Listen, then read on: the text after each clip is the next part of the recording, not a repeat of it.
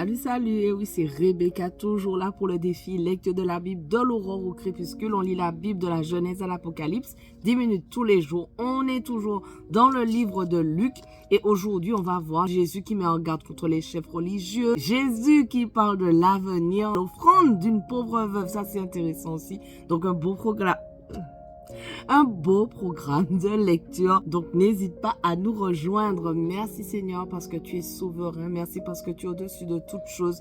Merci parce que tu es un Dieu vraiment de miracles. Et je veux te dire merci Seigneur pour ce défi. Merci pour tous ceux qui sont avec moi. Vraiment que tu viennes les bénir Seigneur là où ils sont Seigneur dans leur situation personnelle. Aide-les Seigneur à garder leur motivation Seigneur à pouvoir arriver et finir ce défi ensemble Seigneur. Aide-nous à pouvoir comprendre et mettre en pratique le passage qu'on va lire aujourd'hui et continue Seigneur à agir dans la vie de Lucas au nom de Jésus. Amen. Alors, on continue donc dans Luc 20, verset 27. Quelques-uns des Sadducéens qui disent qu'il n'y a pas de résurrection s'approchèrent et posèrent à Jésus cette question. Maître, voici ce que Moïse nous a prescrit. Si un homme marié meurt sans avoir d'enfant, son frère épousera la veuve et donnera une descendance à son frère. Or, il y avait 7 frères. Le premier s'est marié et est mort sans enfant. Le deuxième a épousé la veuve et est mort sans enfant. Puis le troisième l'a épousée. Il en est allé de même pour les 7. Ils sont morts sans laisser d'enfant. Enfin, la femme est morte aussi. À la résurrection, duquel d'entre eux sera-t-elle donc la femme? En effet, les 7 l'ont eue pour épouse. Jésus leur répondit, les hommes et les femmes de ce monde se marient, mais celles et ceux qui seront jugés, dignes de prendre part au monde à venir et à la résurrection, ne se marieront pas. Ils ne pourront pas non plus mourir, car ils seront semblables aux anges et ils seront enfants de Dieu en tant qu'enfants de la résurrection. Que les morts ressuscitent, c'est ce que Moïse a indiqué dans l'épisode du buisson. Quand il appelle le Seigneur le Dieu d'Abraham, le Dieu d'Isaac et le Dieu de Jacob.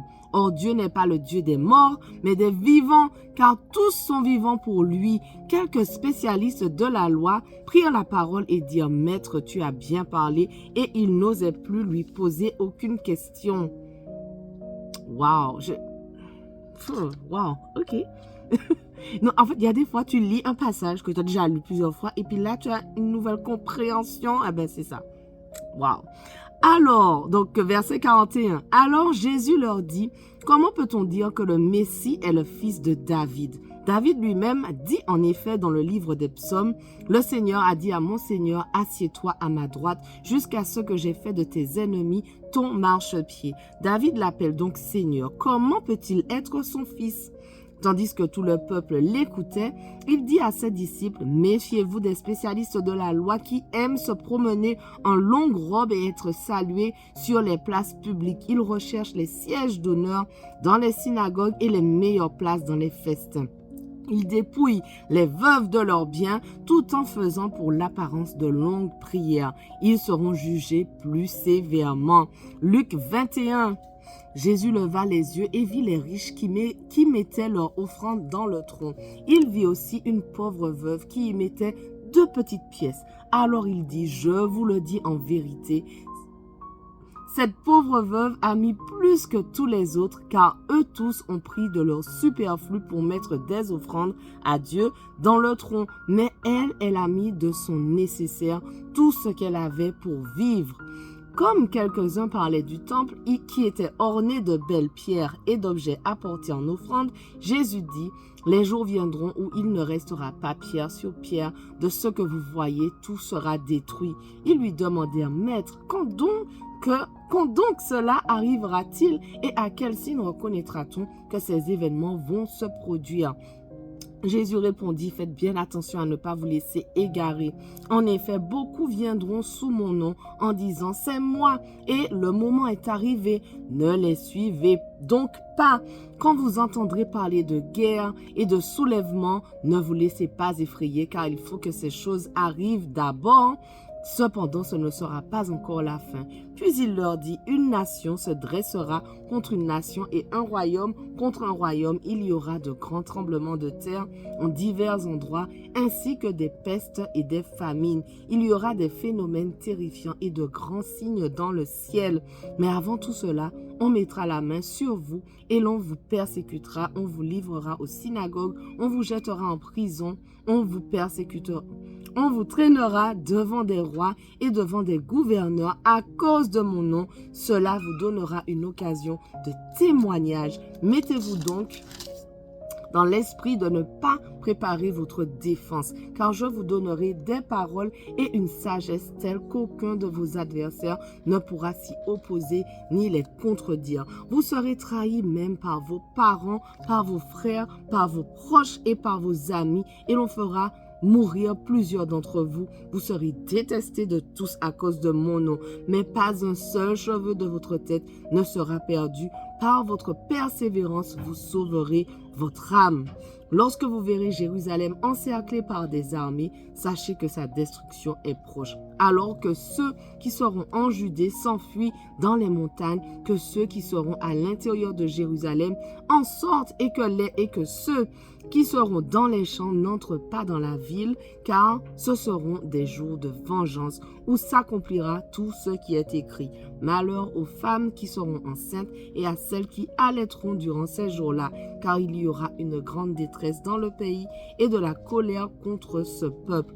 Ils tomberont sous le tranchant de l'épée, ils seront emmenés prisonniers dans toutes les nations et Jérusalem sera piétinée par des non-juifs jusqu'à ce que la période accordée aux nations prenne fin.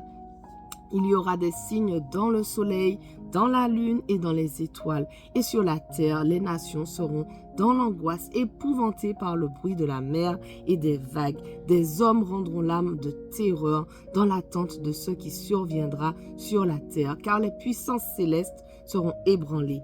Alors on verra le Fils de l'homme venir sur une nuée avec beaucoup de puissance et de gloire. Quand ces événements commenceront à se produire, redressez-vous et relevez la tête parce que votre délivrance est proche.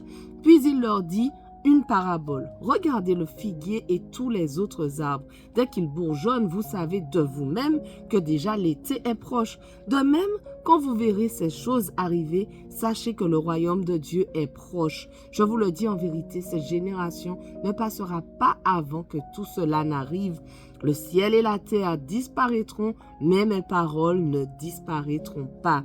Faites bien attention à vous-même, de peur que votre cœur ne devienne insensible au milieu des excès du manger et du boire et des soucis de la vie, et que ce jour ne fonde sur vous à l'improviste. En effet, il s'abattra comme un piège sur tous les habitants de la terre.